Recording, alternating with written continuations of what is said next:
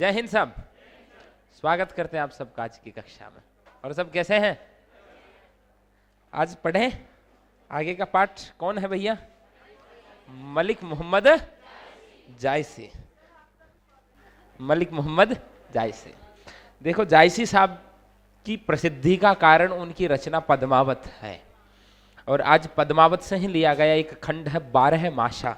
इस 12 माशा का मतलब क्या है भैया? कल को अपने को ये जानना पड़े साहित्य में तो अभी जान लो कि 12 महीने जो होते हैं, हर महीने में ऋतु का, मौसम का, प्रकृति का एक अलग मिजाज होता है। हर महीने में कुछ अलग होता है। तो 12 मासा का वर्णन ये था कि मान लीजिए कोई नायिका है और उसके पति परदेश चले गए और वो विरह में है, तो किस महीने की स्थिति, उसकी मानसिक स्थिति कैसी है, किस प्रकार वो विरह का बोध कर रही है, उसी को 12 मासा कहा गया। जैसे आज 3-4 महीनों की दशा है, हैं? आज एक तो अगहन है, अगहन कहते हैं मार्गशीर्ष को, है मिंगसर है, पो, माह और फागण इन चारों माहों का वर्णन आज 12 मासा में से 4 का वर्णन दिया है अपने पाठ में। चलो पढ़ते हैं। मलिक मोहम्मद जायसी साहब। मलिक मोहम्मद जायसी अमेठी उत्तर प्रदेश के निकट जायस के रहने वाले थे। जायस के रहने वाले थे इसलिए क्या हो गए? जायसी हो गए। इसी कारण वे जायसी कहलाए। ऐसा लिखा हुआ है। वे अपने समय के सिद्ध और पहुंचे हुए फकीर माने जाते थे। ठीक है। अरे भाई, आचार्य शुक्ल ने तो इनको सूफी संत माना है, सूफी रचनाओं में शामिल की है इनकी रचनाओं को। उन्होंने सैयद अशरफ और शेख बुरहान का अपने गुरुओं के रूप में उल्लेख किया है। जायसी सूफी प्रेम मार्गी शाखा के सर्वश्रेष्ठ कवि माने जाते हैं। अरे सूफी जितने भी कवि हुए ना, कुतुबन हुए, उस्मान हुए, आपके मुल्ला दाऊद हुए, जायसी हुए, नूर मोहम्मद हुए, उन सब में अच्छे सर्वश्रेष्ठ कवि किसको माना गया है? अरे भाई, जायसी की पद्मावती सबसे ज्यादा फेमस हुई है। उनका पद्मावत प्रेमाख्यान परंपरा का सर्वश्रेष्ठ प्रबंध काव्य है। प्रेम के जो ग्रंथ बने उनमें सर्वश्रेष्ठ ग्रंथ किसको माना जाता है? पद्मावत को। भारतीय लोक कथा पर आधारित इस प्रबंध काव्य में सिंघल देश की राजकुमारी पद्मावती और चित्तौड़ के राजा रत्नसेन के प्रेम की कथा है। अरे हमारे चित्तौड़ की महारानी हुई ना पद्मिनी, पद्मिनी को यहाँ पद्मावती कहा गया और रावल रतन सिंह को रतनसेन कहा गया है। तो ये हमारी लोक कथा है जो प्रचलन में है, और इस लोक कथा को इन्होंने अपने कवि कल्पना के आधार पर एक मूर्त स्वरूप प्रदान किया। जायसी ने इसमें लौकिक कथा का वर्णन इस प्रकार किया है कि अलौकिक और परोक्ष सत्ता का आभास भी होने लगता है। सूफियों में एक परंपरा रही है इश्क मजाजी से इश्क हकीकी, लौकिक प्रेम से अलौकिक प्रेम। रतन सेन और पद्मावती के प्रेम को दिखाते दिखाते वो आत्मा से परमात्मा के संबंध को दर्शाते हैं। और इन्होंने अंत में 1-2 पद ऐसे भी लिखे हैं, कूट पद, जिनमें वो संकेत करते हैं कि रतन सेन इसका प्रतीक है, पद्मावती परमात्मा का प्रतीक है। ठीक है। आपका वो था ना राघव चेतन, वो माया का प्रतीक। इस प्रकार उन्होंने कुछ कई चीजें देख करके इस पूरी कथा को किससे जोड़ दिया? आत्मा से परमात्मा। सूफी संतों में एक परंपरा रही है परमात्मा को प्रेमिका मानने की, इसलिए इन तमाम रचनाओं में प्रेमिकाओं को, प्रेयसियों को, स्त्रियों को, नायिकाओं को ईश्वरीय जमाल और जलाल से युक्त बताया गया है। मतलब ईश्वरीय सौंदर्य और ईश्वरीय कांति, और ईश्वर का जो एक अद्भुत आभा होती है ना मुखमंडल पर प्रभु के, वैसी आभा से युक्त बताया गया है। इन तमाम कथाओं को मैंने पढ़ा, मृगावती को पढ़ा, मधुमालती को पढ़ा, पद्मावत को पढ़ा। इन सब में नायिका को पहली बार देखते ही नायक बेहोश हो जाता है। सब में, सभी में एक चीज कॉमन है इनमें कि नायिका को जैसे ही देखा, उसके अद्भुत सौंदर्य को देख करके नायक मूर्छित हो जाता है।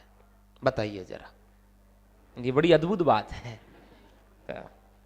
भाई। होना तो ये चाहिए बहुत भयावह दिखे, डरावना दिखे तब भी हो लेकिन अपूर्व सौंदर्य, अद्भुत कांति, ईश्वरीय जमाल और जलाल से युक्त। ठीक है। इस वर्णन में रहस्य का गहरा पुट भी मिलता है। प्रेम का यह लोक धर्मी स्वरूप मानव मात्र के लिए प्रेरणादायी है। फारसी की मशनवी शैली में, फारसी की ये शैली में है 7 चौपाई और 1 दोहे, उसी का प्रयोग इन्होंने किया है। रचित इस काव्य की कथा सर्गों या अध्यायों में बटी हुई नहीं है। जैसे राम कथा अलग अलग कांड में बटी हुई है ना, वैसे ये नहीं बटी हुई, बराबर चलती है। स्थान स्थान पर शीर्षक के रूप में घटनाओं और प्रसंगों का उल्लेख अवश्य है। जायसी ने इस काव्य रचना के लिए दोहा और चौपाई की शैली अपनाई है। भाषा उनकी ठेठ अवधि है। ये बात मैं बार बार कहता रहा, तुलसी की भाषा भी अवधि है। तुलसी की भाषा देखी थी हमने भरत राम मिलाप में, आज जायसी की भाषा को देखना, अंतर बहुत है प्रभु। तुलसी की भाषा में तत्सम शब्दावली का अधिक प्रयोग है, संस्कृतनिष्ठ शब्दावली का अधिक प्रयोग है। ऐसे लगता है शब्द घड़े हुए से हैं, जैसे छेनी और हथौड़े से घड़ करके पत्थरों को रखा जाता है ना, वैसे शब्द घड़े हुए हैं। और यहाँ ग्राम्य बोलचाल के शब्दों का प्रयोग हुआ है।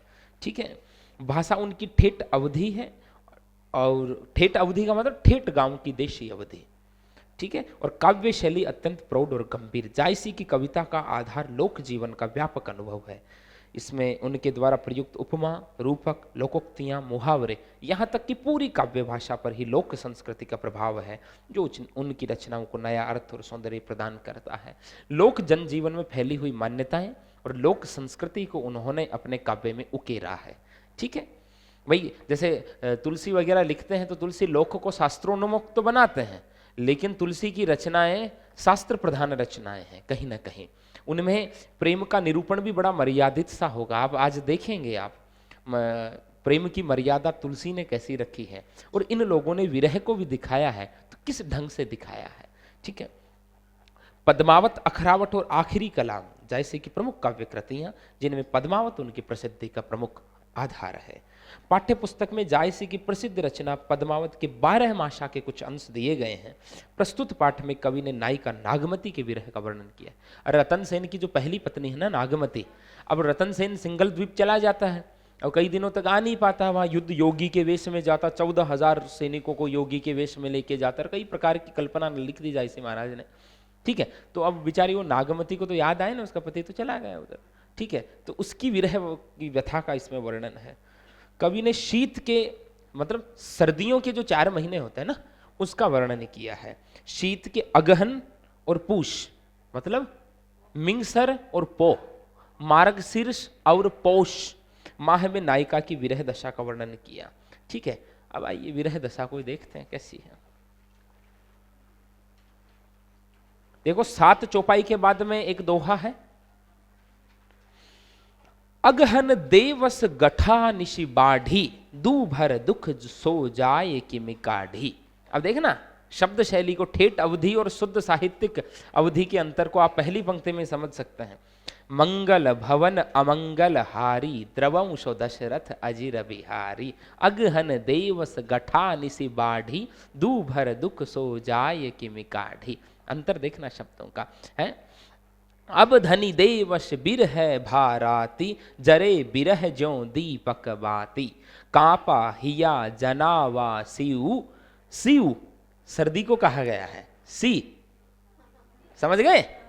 हाँ, तो पई जाय होई संग पीऊ, घर घर चीर रचा सब काहू, मोर रूप रंग लय गा नाहू, पलटी न बहुरा गा जो बिछोई। देखना शब्द देखना किस प्रकार के, पलटी न बहुरा गा जो बिछोई, अब हूँ फिर फिर रंग सोई, सियरी अगिनि बिर हिनि ही जारा, सुलगी सुलगी दगदय भय छारा, यह दुख दगद न जाने कंतु, जो बन जन्म करे भशमंतु, पियसो कहे हु संदेशड़ा, ऐ भंवरा ए काग, सोधनी बिरह जरी मुई, तेहिक धुआं हम लाग। अब विरह का वर्णन देखो ना, कितना अतिशयोक्तिपूर्ण वर्णन किया है, ऐसे बड़ा गड़बड़ सही किया है। मतलब क्या कह रहे हैं कि पिया हे भंवरे, अंतिम दोहे को देखे ना भैया, हे भंवरे हे कागा, मेरे पिया को जाके मेरा संदेशा देना कि सोधनी बिरह जरी मुई, तुम्हारी जो प्रेमिका है, तुम्हारी जो पत्नी है, वो विरह में जल करके मर रही है,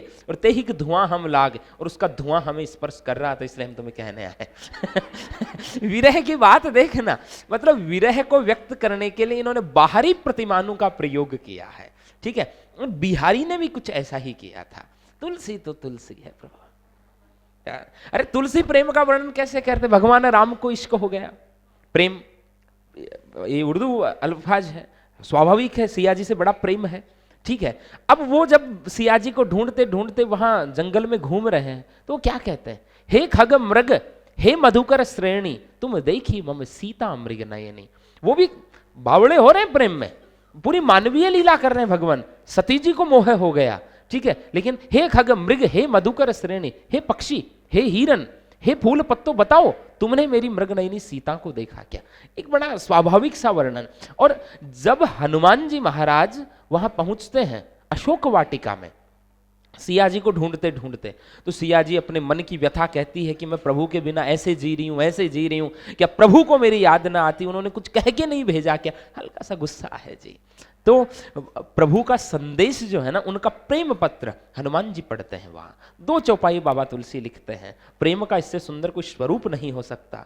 तत्व प्रेम कर मम अरु तोरा, तत्व प्रेम, रामचरितमानस में प्रेम का सबसे सुंदर स्वरूप, तत्व प्रेम कर मम अरु तोरा, जानत प्रिया एको मनु मोरा, सो मन सदा रहत तोहि पाही, प्रेम रस समझे हूं इतने ही माहे। क्या कहा प्रभु ने कि हे प्रिया, मैं तुमसे कितना प्रेम करता हूं ये केवल मेरा मन जानता है। उस प्रेम के तत्व को, मेरा तत्व प्रेम कर मम अरु तोरा, तुम्हारे और मेरे बीच कैसा प्रेम है इसको केवल मेरा मन जानता है। सो मन सदा रहत तो ही पाही, और वो मन तो हमेशा किसके पास रहता है? तुम्हारे पास रहता है। प्रेम रस समझे हूं इतने ही माही, मैं कितना प्रेम करता हूं इसी बात में समझ जाना। यहाँ तुलसी संकेतों में प्रेम की पराकाष्ठा को छू जाते हैं। और यहाँ क्या कहते हैं? सो धन बिरह जरी मुइते ही कि धुआं हम लाग। बताइए जरा, है कि शरीर से धुआं निकल रहा है, विरह का अग्नि से शरीर जल रहा है। मतलब इसका भाव यह कि बहुत दुखी है बेचारी नागमती। आइए देखते हैं। अगहन देव से गठा निसी बाढ़ी है, ये मार्गशीर्ष का महीना है। और देखो मार्गशीर्ष के महीने में देवस गठा, दिन गठ गया। अरे सर्दियां जैसे ही आना आरंभ होती, दिन छोटे होने लग जाते हैं, रात्रि लंबी होने लग जाती है। सुबह 6 वाली कक्षा ऐसे लगती है कि सुबह 4 बजे आए हो। और गर्मियों में 6 बड़े जल्दी, अब धीरे धीरे आजकल प्रकाश होने लगा है। और पहले 7 बजे भी आते थे तो अंधेरा होता था, अब बड़ा सामान्यकरण हो गया। तो यहाँ देखो जायसी को ज्ञान है ऋतुओं का। अगहन देवस गठा निशि बाढ़ी, कि अगहन के महीने में दिन घट गया है और रात्रि बढ़ गई है। दू भर दुख सो जाए कि मैं गाढ़ी, और इससे जो है ना मेरा जो ये असहनीय दुख है ये बढ़ गया, ये रात अब कैसे कटे। अरे दिन में व्यक्ति सबसे मिलता जुलता रहता है, व्यक्ति व्यस्त रहता है, तो उसको इतनी याद न सतावे। अब अकेला व्यक्ति अधिक चिंतन करता है और ज्यादा दुखी होता है।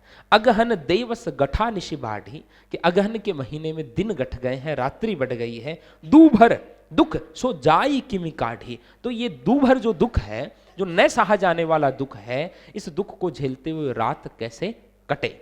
अब धनी देवश बिरह बाहर आती, लेकिन अब तो विरह इतना बढ़ गया है कि अब धनी देवश बिरहा बाहर आती, कि अब तो दिन भी जो है ना रात की तरह लगने लगे हैं। मतलब पहली पंक्ति में क्या कहा? रात्रि नहीं कटती है विरह में। अब क्या कह दिए कि दिन में भी वही दशा होने लगी है जो रात्रि में है। कि अब धनी, कि अब जो है तुम्हारी स्त्री जो है, उनके देवश बिरह भा राती, उनके दिन भी उस विरह में रात्रि की तरह पीड़ादायक होने लगे हैं। जरे बिरह जो दीपक बाती, जैसे दीपक में बाती जलती है वैसे विरह में मैं अब जल रही हूं। जरे बिरह जो दीपक बाती, ठीक है, अलंकार आ रहा है।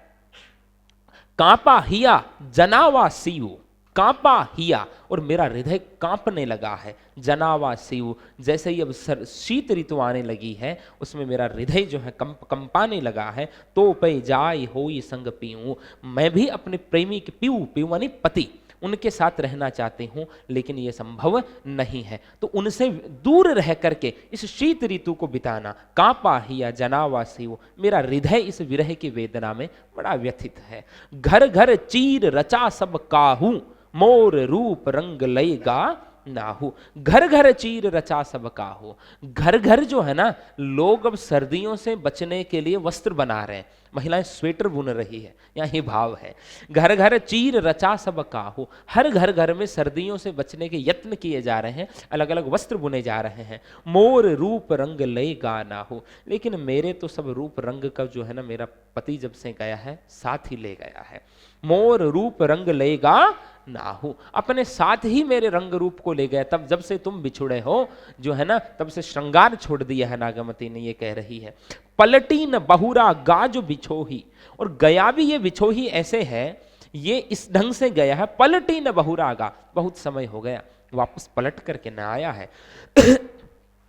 अब हूं फिरे फिरे रंग सोई, और अब भी यदि वो फिरे वापस आ जाए तो उसके साथ मेरा रूप और सौंदर्य भी वापस लौट आए। मतलब कि जब से ये विरह में है नागमती, इसका कहना है कि मैंने श्रृंगार करना और शरीर का ध्यान रखना बंद कर दिया है। यदि तुम लौट आओ तो मेरी भी दशा सुधर जाए, मैं भी वापस श्रृंगार करने लग जाऊं। सियरी अग्नि बिरहिन ही जा रहा। अब सर्दी है तो बहुत से लोग सर्दी से बचने के लिए अग्नि भी जला रहे हैं, लेकिन नागमती क्या कह रही हैं, सियरी अग्नि बिरहिन ही जारा, सुलगी सुलगी दगदय भय छारा। किस अग्नि से, सियरी मतलब सर्दी से बचने के लिए लोग अग्नि जला रहे हैं, लेकिन बिरहिन ही जारा, लेकिन मैं तो बिरहिन हूं, विरहिन ही हूं, मेरे तो हृदय में वियोग की अग्नि जल रही है। मेरे तो हृदय में किसकी अग्नि जल रही है, वियोग की अग्नि जल रही है। सुलगी सुलगी दगदय भय छारा, और जैसे धीरे धीरे कोई लकड़ी धधकती है ना, वैसे मेरा हृदय तुम्हारे वियोग में धधक रहा है। यह दुख दगद न जाने कंतु, और मेरे ये दुख को, मेरे इस विरह में जलने को, कंतु मानी पति, मेरा पति नहीं जानता है। जोबन जन्म करे भस्मंतु, और इस जन्म मेरे यौवन को उसने भस्म कर दिया है। मतलब यौवन की कालखंड में वो मुझसे दूर चला गया है, तो मेरा यौवन भस्म हो रहा है इस विरह की अग्नि में। मतलब मेरा ये जो स्वर्णिम कालखंड है ये उससे दूर रह करके पीड़ा में बीत रहा है। पिए सो कहे हूँ संदेशड़ा, ऐ भंवरा हे काग, हे काग ऐ भंवरा, मैं पिया से जाकर के संदेशा कहना कि सो धनी बिरह जरी मुई, सो धनी, धनी मानी पत्नी, उसकी पत्नी, उसकी स्त्री, बिरह जरी मुई, विरह में जल करके मर गई, तेहिक धुआं हम लाग, और उसका धुआं हमें स्पर्श कर रहा था। और ये कौन कहेंगे, कोए और भंवरे जा करके उनको कहेंगे रतन सेन को कि रतन वो नागमती आपको याद कर रही है? उड़ जा काले कागा तेरे मुंह विच खंड पावा यही भाव है। अरे वो है ना, कुरजाई मान मारू भंवर मिला दो, ये राजस्थानी लोक संस्कृति में है ना, सुवटिया मारी भोली ननदरो वीर, यह वही भाव है पूरा। ये भी भंवरे और काग को अपने प्रेम का दूत बना करके भेज रही हैं। ठीक है, समझ आ गए? ठीक है, ये कौन से महीने की दशा है? मार्गशीर्ष के अग्रहायण महीने की, आपके अगहन महीने की।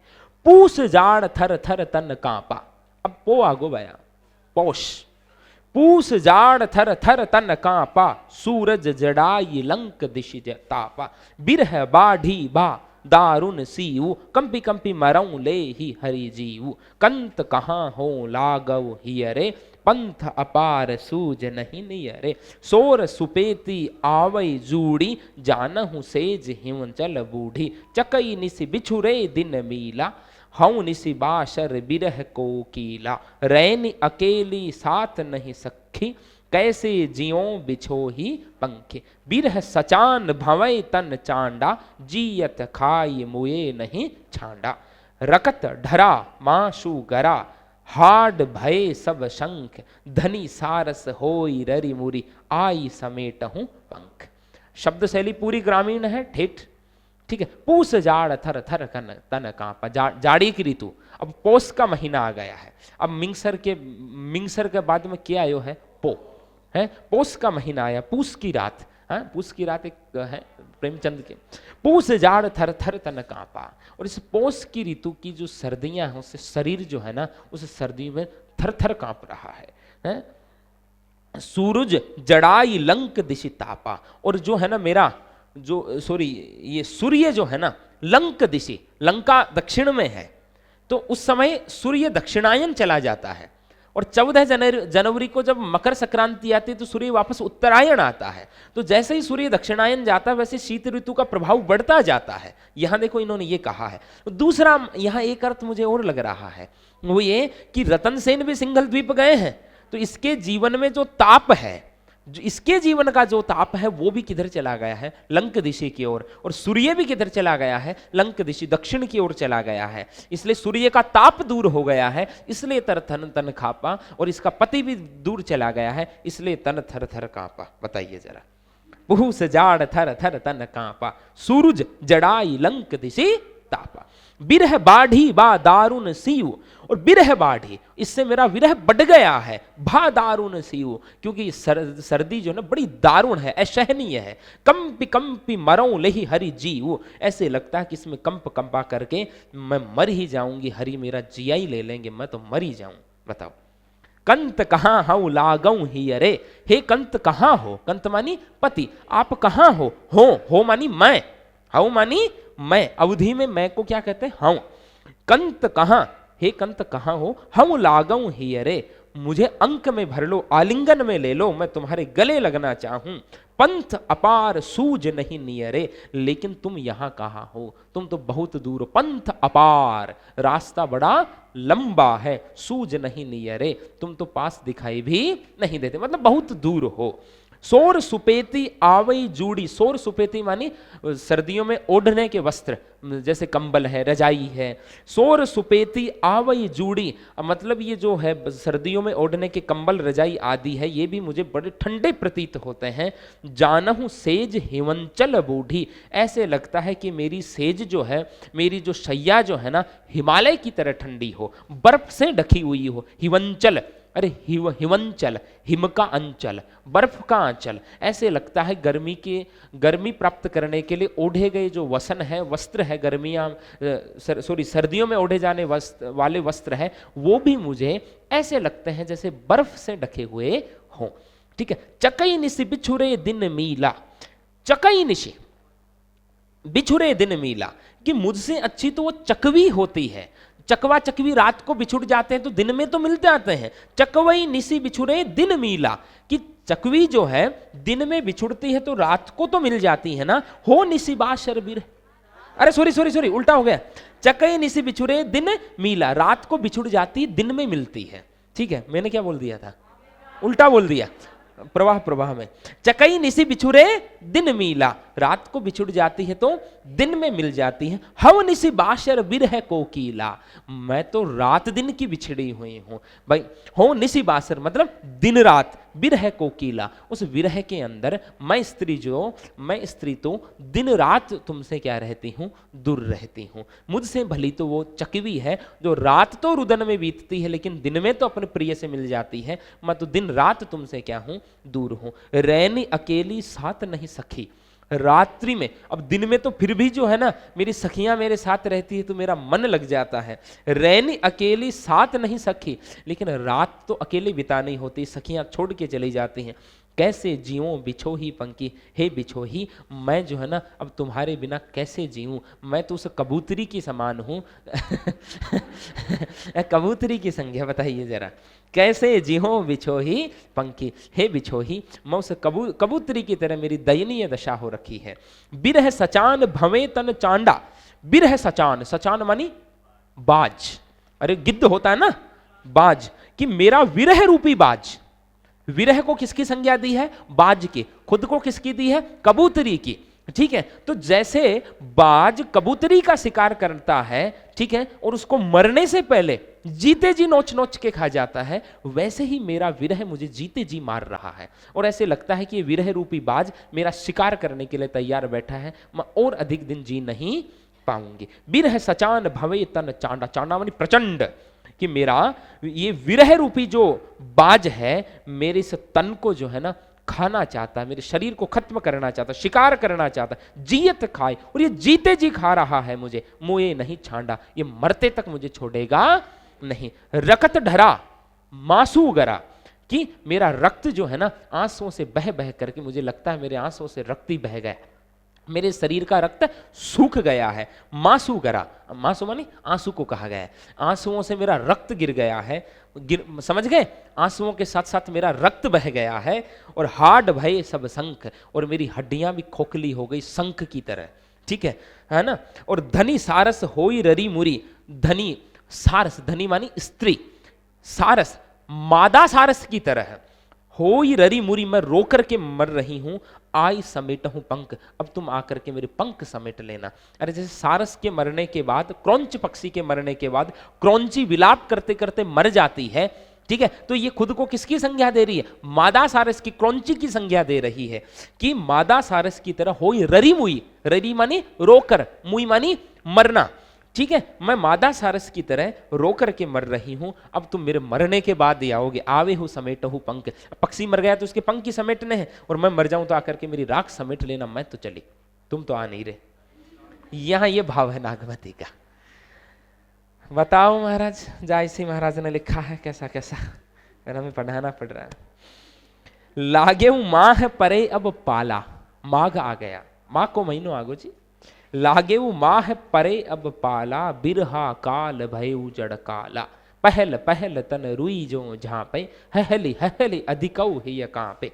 आई सूर होई तपौरे नाह, तेहि बिनु जाड़ न छूटे माह। एहि मास उपजे रस मूलु, तू सो भंवर मोर जो बन फूलु। नैन चुवहि जस माहुट नीरु, तेहि जल अंग लाग सर चीरु। टूटहि बूंद परहि जस ओला, बिरह पवन होई मारै झोला। केहिक सिंगार को पहिर पटोरा, गिय नहीं हार रही होई डोरा। तुम बिनु कंता धनी हरवी, तनु तिनवर भाडोल। तही पर बिरह जराई के चहे उड़ावा झोल। बताओ, माघ का महीना आ गया, पाड़ा पड़ना चालू हो गया। पाड़ा मतलब ओस गिरना चालू हो गई है। माघ लागे माह परे अब पाला, माघ के महीने में पाला, पाला बोलते हैं ना, पाड़ो पड़वा लागो, ठीक है। माघ के महीने में अब ओस गिरने लग गई है। बिरहा काल बहेहु जड़ काला, और ये विरह में ये ऋतु जो है ना मेरे लिए जड़ काला, मृत्यु के समान है। विरह में ये माघ का महीना मेरे लिए मृत्यु के समान है।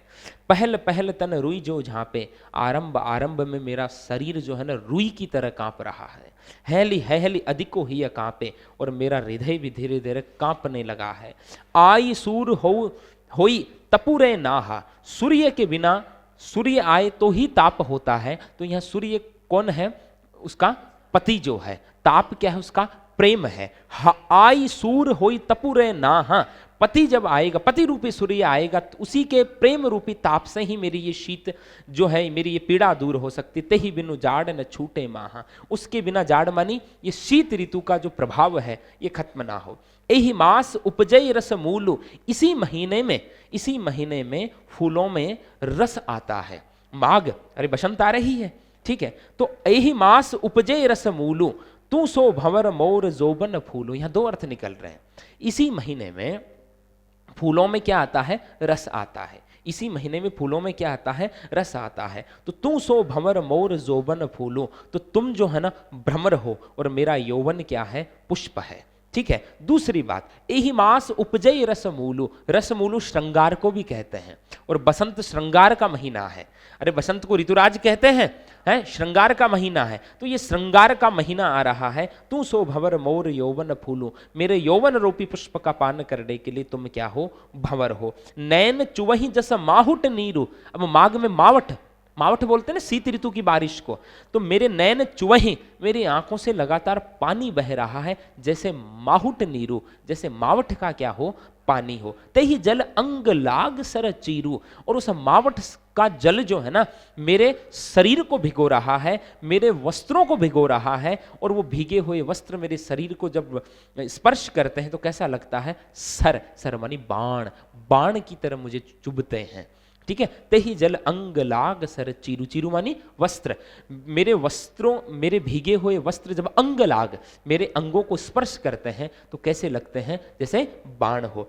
टूट ही बूंद पर ही जैसे ओला, और आंखों से जो बूंदे बरस रही है ऐसे लगता है जैसे ओले गिर रहे हो, ठीक है। विरह पवन होई मारे झोला, और विरह की पवन जो है ना झोले मार रही है। मेरी जो अग्नि है हृदय के अंदर, विरह की अग्नि है, उसको जो है ना ये भाई अब माघ में हल्की हल्की हवाएं चलने चालू हो जाती है, वो उस अग्नि को भड़का रही हैं। केहिक सिंगार को पहिर पटोरा, मैं कैसा श्रृंगार करूं तुम बिन, कैसे वस्त्र पहनूं, कैसे आभूषण पहनूं। केहिक सिंगार को पहिर पटोरा, कैसा श्रृंगार करूं, कैसे वस्त्र पहनूं तुम बिन। गिय नहीं हार, कैसे गले में हार पहनूं, रही होई डोरा। मैं तो जो है ना सूख गई हूं, कृशकाय हो गई हूं, मेरा शरीर जो है ना बहुत कमजोर हो गया है। तुम बिनु कंथा धनी हरुई, तुम्हारे बिना हे पति, हे प्रिय, तुम्हारे बिना, धनी मानी तुम्हारी पत्नी, हरुई बहुत कमजोर हो गई है। तन तिनवर भा ढोल, और तन जो है ना तिनके के समान डोलने वाला हो गया है, कमजोर हो गया है, कुपोषित सी हो गई है। तही पर विरह जराई के, और उस पर भी विरह रूपी अग्नि से जला रही है, चाहे उड़ावा झोल। और जो है ना ये विरह चाहे उड़ावा झोल, और वो विरह रूपी अग्नि इसको जला रही है, और इसको ये जो है ना विरह की हवा जो है, ये जो माघ के महीने में जो झोल चल रहे हैं, हवाएं चल रही है, उसकी उसको राख को उड़ा देगी। मतलब मरने वाली स्थिति है जी। लेकिन तीसरा महीना हो गया, अभी नहीं मरी है, चौथे में प्रवेश कर रहे हैं। ठीक है, मतलब अभी ये कोई विरह का वर्णन तो कर रहे हैं, लेकिन बहुत प्रभावशील नहीं है। हालांकि बड़ा मार्मिक है इसको, लेकिन अब इसको क्या मार्मिक बनाए बताओ। खैर, जायसी बड़े कवि हैं, प्रणाम। फागुन पवन झकोरे बहा, लेकिन तुलसी तो तुलसी, अरे बेचारे ने कितना अच्छा लिखा, क्या तुलसी तो तुलसी है, तुलसी भी अच्छे हैं, जायसी भी अच्छे हैं। अरे भैया तुलसी ने भी लिखा है और जायसी ने भी लिखा है, बताओ क्या क्या गड़बड़ है इसमें, क्या आप हंस क्यों रहे हो इसमें। इन्होंने भी तो लिखा है, कितना सुंदर लिखा, बताओ। केही श्रृंगार को पहिर पटोरा, अरे बहुत अच्छा लिखा है, बहुत सुंदर लिखा है, और बड़ा भावपूर्ण भी है। कक्षा की मर्यादाओं का मान रखते हुए मैं बहुत अधिक व्याख्या ही नहीं कर रहा। फागुन पवन झकोरे बहा, चौगुन सीव जाय किमि सहा, तन जस पियर पात भा मोरा, बिरहन रहे पवन होई झोरा, तरीवर झरे झरे बन ढांखा, भई अनपत्त फूल फर साखा, करिन बनाफति कीन हुलासु, मो कह भा जगदून उदासु, फाग करही सब चांचरी जोरी, मोहि जिय लाई दीन जसी होरी, जो पय पियहि जरत अस भावा, जरत मरत मोहि रोस न आवा, रातिहु देवस इहे मन मोरे, लागऊ कंत छार ज्यों तोरे, यह तन जारू छार के कहूं की पवन उड़ाए, मकुत ही मार्ग होई परो कंत झरे चह पाओ। कितना मार्मिक लिखा है महाराज, आप हंस क्यों रहे हो, कितना मार्मिक लिखा है। अब आप ऐसे भावुक ही नहीं हो रहे, भावुक होकर पढ़ो इसको बड़ा अच्छा लिखा है। फागुन पवन झकोरे बहा, अब फाल्गुन आ गए भैया, और फाल्गुन में हवाएं तेज हो जाती है, और फाल्गुन की जो पवन जो है झंखोरे बहा, बड़े झंझावात से चल रहे हैं। चौगुन शिव जाए किमि सहा, और इससे सर्दी भी 4 गुनी बढ़ गई है, और किमि सहा, और इससे विरह को मैं कैसे सहूं। ठीक है, तन जस पियर पात भा मोरा, बिरह न रहे पवन होई झोरा, तन जस पियर पात भा मोरा, और मेरा जो शरीर है ना पत्तों की तरह कोमल हो गया है। अरे अभी यहाँ क्या है, फाल्गुन के अंदर पतझड़ सी हो जाती है, पुराने पत्ते गिरना चालू हो जाते हैं, ठीक है, पीले हो जाते हैं। यहां देखो कितने संकेत हैं, मेरा शरीर पत्तों की तरफ पीला हो गया है, मतलब कमजोर हो गया, कृशकाय हो गया है, और जैसे पत्ते झड़ जाते हैं वैसी ही स्थिति मेरी है। कवि यहां ये भी संकेत कर रहे हैं, एक एक पंक्तियों से कितने अर्थ साध रहे हैं, देखिए अद्भुत, साधु साधु। तन जैसे पियर पात भा मोरा, कि मेरा शरीर जो है ना पीले पत्ते की तरह हो गया है, बिरह न रहे पवन होई झोरा, और ये विरह रूपी पवन जो है ना इसको उड़ा ले जाएगा। ठीक है, तरीवर झरे झरे बन ढांका, और इस समय तरुवरों से वृक्षों से झरझर के वन ढांका ढक गया है, मतलब पत्ते झरझर करके पूरा जंगल ढक गया है। अरे आप फाल्गुन के महीनों में किसी बगीचे में जाके देखो, उसके जो चलने वाले रास्ते होते हैं वो पत्तों से ही भरे होते हैं। हम कल परसों भी तो पढ़ रहे थे, वसंत आया में चुरमुराए, वही स्थिति यहां है कि तरीवर झरे झरे बन ढाका, भई अनपत्त फूल फर साका। ठीक है, भई अनपत्त, और प्रकृति जो है ना पत्तों रहित हो गई, पत्ते गिर गए हैं। फूल फर साखा, फूल फर शाखा। अब यहां आगे एक संकेत और कर रहे हैं, क्या कि फाल्गुन के बाद आगे क्या आने वाला है, चैत्र वैशाख ज्येष्ठ। अब इस समय मावठ की होने की स्थितियां रहती है वैशाख के आसपास, ठीक है, और आगे बाद में क्या आने वाला है, आपका श्रावण भी आने वाला है। तो यहां संकेत है कि फाल्गुन में पत्ते झड़ गए, पूरी वनस्पति अनपत्त हो गई, लेकिन पत्ते झड़ने के बाद नई नई कोंपलें भी तो वापस आती है। ठीक है, तो पहले तो पत्ते झड़े हैं फाल्गुन में, और अब पूरी वनस्पति जो अनपत्त थी वो फूल फर शाखा, वो फूलों से और फलों से और पत्तियों से वापस ढक गई है, नए पत्ते आ रहे हैं। तो प्रकृति में तो ये परिवर्तन आ गया, लेकिन मेरे जीवन में अभी कोई आनंद नहीं आया, मेरे जीवन में तुम्हारे प्रेम का अंकुरण, वापस तुम्हारा सानिध्य मुझे नहीं मिल रहा। यहां ये भाव है। तरीवर झरे झरे वन ढाका, तरवर वृक्षों से झर करके वन जो है ना ढक गया है। भई अनपत्त फूल पर साका, जो अनपत्त वनस्पति थी वो फूल पर साका, फूलों से फलों से वापस शाखाएं भरने लगी है। करीन बनापति कीन हुलास, बनापति मानी वनस्पति, और जब नई कोंपलें फूटने लगी है तो वनस्पति उल्लास भर रही है, आनंदित हो रही है। मो कहे भा जग दून उदास, लेकिन ये मुझे कहाँ अच्छी लगे, क्योंकि मेरी तो उदासी दुगुनी हो गई है। क्यों? क्योंकि आने वाली ऋतु श्रावण की है, और श्रावण में विरह असहनीय हो जाता है। वनस्पति के तो पत्ते गए तो नई कोंपलें आ गई है, वनस्पति तो हुलासो आनंदित हो रही है। मौका है भा, लेकिन मुझे ये कहां से अच्छी लगे, जगदून उदासो, क्योंकि मेरी उदासी तो क्या हो गई है, दुगुनी हो गई है। फाग करही सब चांचरी जोरी, और फाल्गुन के अंदर सब जोड़ियां चांचरी कर रही है। चांचरी क्या होता? खेल होता है, एक दूसरे को रंग लगाना, फाल्गुन के अंदर मस्ती करना, पानी से भिगोना, तो सब लोग चांचरी कर रहे हैं। मोह जिय लाई दीन जस होरी, लेकिन मेरा जो जिया जानता है ये होरी कैसे बीते। भाई फाल्गुन में होरी आ गई, होरी भी किसका त्योहार है? राग रंग का त्योहार है, प्रेम का पर्व है, और यहाँ ये अपने प्रियतम से दूर है, तो उसके लिए तो होली भी क्या है, पीड़ादायक है। फाग करही सब चांचरी जोरी, फागुन में सब जोड़ियां चांचरी कर रही है। मोहि जिय लाय दीन जस होरी, जो पै पिय जरत असभावा, जरत मरत मोहि रोस न आवा।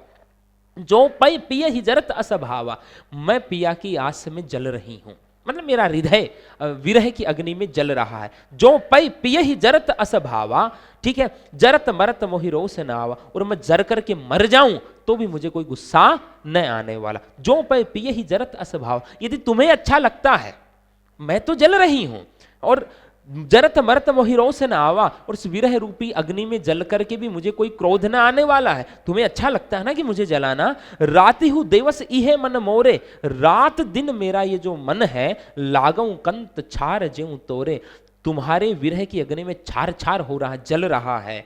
यह तन जारो छार के, ये तन जल करके भस्म हो जाए, कहूं कि पवन उड़ाए, और मैं कहती हूं कि हे पवन, मेरी उस भस्म को, मेरी उस राख को उड़ा लेना। मकुत ही मार्ग होई परो, और जिस मार्ग से मेरा पति आए उस मार्ग में जाकर के वो भस्म गिर जाए। कंत धरे जह पाऊं, ताकि जब वहां पांव धरे तो कम से कम उनके पैरों का स्पर्श तो मुझे प्राप्त हो जाए। बड़ा पावन सा लिखा, भाष्य में ले रहे हो, बड़ा सुंदर लिखा। मीराबाई ने भी तो लिखा है ऐसा।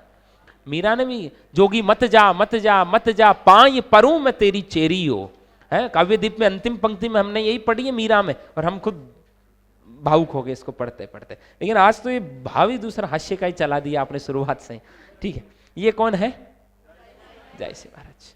बताओ, अगहन मास की विशेषता बताते हुए ये तो आप कर ही लोगे ना।